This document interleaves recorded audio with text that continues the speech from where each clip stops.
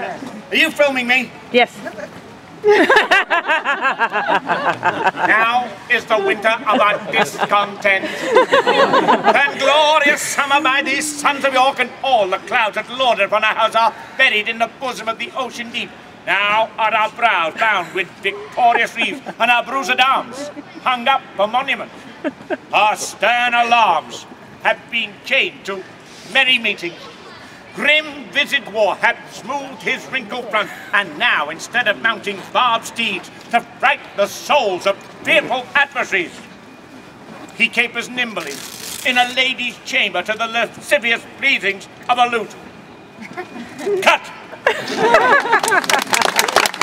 Thank you very much, everyone. Now send that directly to Mr. Spielberg. I'll get out of here somehow. Now the archway that you've just passed under runs under the infamous Bloody Tower, which was originally called the Garden Tower, because over there lay the Lieutenant's garden. However, over history that name was slowly changed, Tower of Blood, or Bloody Tower, because everybody that seemed to go in there came to a sticky end.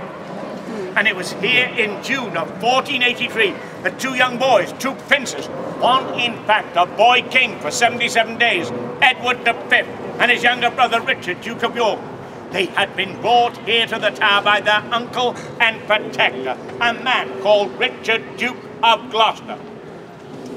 But sightings of the two young boys, one aged 12, the other 9, playing in and around this tower, suddenly ceased. September 1483. They were never, ever, ever seen alive again. And by tradition, they had been murdered in that lower chamber, by suffocation with a pillow or stabbing with a dagger. Their broken bodies bundled down the stone steps at the dead of night, and then hidden in a secret spot on the south side of this tower. And it was there that those bodies would then remain concealed for 191 years. Until at last, during the reign of Charles II, workmen who were working on a stairwell there, they discovered a wooden chest. Now at first they thought they'd found treasure, and they brushed away the soil and dirt. They broke open that aged lock. But there was no gold, no silver, no jewels, just the rotted, skeletal remains of two small boys. So the king then ordered the remains of the two princes be placed into an urn that had been designed by Sir Christopher Wren, the architect of St. Paul's Cathedral. And they were then reburied in Westminster Abbey in a spot called Innocents' Corner. And there they remain to this very day. And here before you is where it all began. This is the great Norman keep known as the White Tower. Now, work began on this tower in the year of 1078, and it took 20 years to complete. But it was there on the top floor where the royal family lived for well over 500 years. The floor below there was a banqueting hall and a council chamber, the chapel of St. John the Evangelist, one of the oldest Norman chapels in England.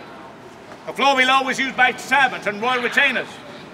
But there was another chamber deep below the ground. Here were the walls of the very, very thickest, and these earth embankments around would not let out a cry of pain. Because it is down there in a dark, airless corner of that very cellar where once upon a time the tower torture chamber was housed.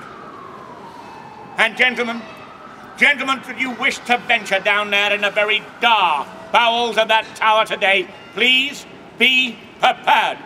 Because even today you can still be tortured. Because down there now lurks a gift shop.